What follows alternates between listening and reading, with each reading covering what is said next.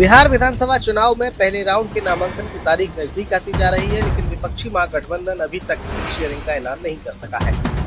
बिहार चुनाव से पहले महागठबंधन में सीट बंटवारे को लेकर रात खत्म होती नजर नहीं आ रही है। मीडिया रिपोर्ट के मुताबिक कांग्रेस पार्टी चुनाव में 65 सीटें चाहती है, लेकिन आरजेडी उसे सिर्फ 55 सीटें देने के लिए तैयार है।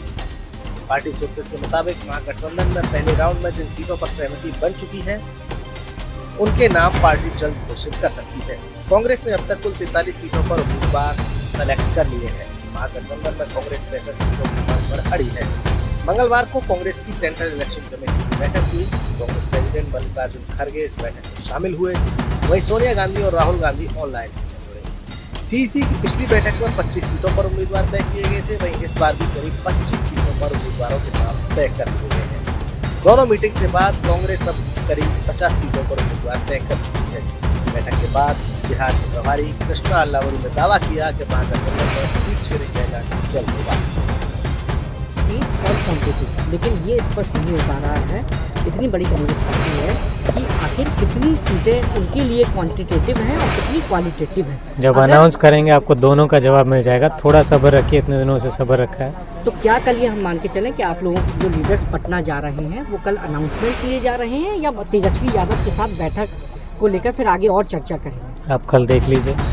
सर एक चीज़ और, बार बार ये क्योंकि जब सीटें कंटिन्यूस देरी होती है तो ये खबरें उठती हैं कि आप लोगों के बीच में चीज़ें ठीक नहीं हैं।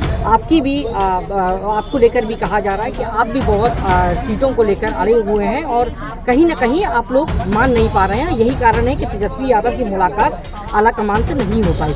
इसको लेकर एक बार स्थिति स्पष्ट कर दीजिए, ताकि अगर कोई चीज़ अफवाह है तो उस पर विराम लगे। अभी हमारी जो सिटिंग हुई है सेंट्रल इलेक्शन कमेटी की, उसमें हमारी प्रायोरिटी सीट सारी क्लियर हो गई हैं। तो जो अफवाहें आप उड़ा रहे हो, आपको नहीं उड़ाना चाहिए। हमारे में तो क्लैरिटी है क्या करना है। क्या हम तेजस्वी यादव की मुलाकात आला कमान से भविष्य में देखें सर? जरूर, पहले भी हुआ है, आगे भी होगा। हाँ। और पटना में कल अनाउंसमेंट की कोई उम्मीद? अभी बताते हैं। मंगलवार की बैठक में कांग्रेस में 18 नामों पर चर्चा हुई। 3 घंटे तक बैठक चली और इन सीटों पर प्रत्याशियों के नामों पर अंतिम दिया गया। बैठक में कुल 40 सीटों पर चर्चा हुई थी। बाकी बची सीटों पर उम्मीदवारों के नाम तय करने के लिए कल गठन किया गया है। वहीं महागठबंधन के एक और पार्टनर मुकेश सहनी अपनी पार्टी का कोटा यानी गठबंधन में सीटों की संख्या लगातार कम होते रही है। महागठबंधन का हर घटक अपनी डिमांड पर खड़ा हुआ है। ऐसे में चर्चा इस बात पर भी हो रही है, सीटों का पेच अगर जल्दी नहीं सुलझा तो कुछ सीटों पर महागठबंधन के घटक फ्रेंडली फाइट कर सकते हैं। Bureau report.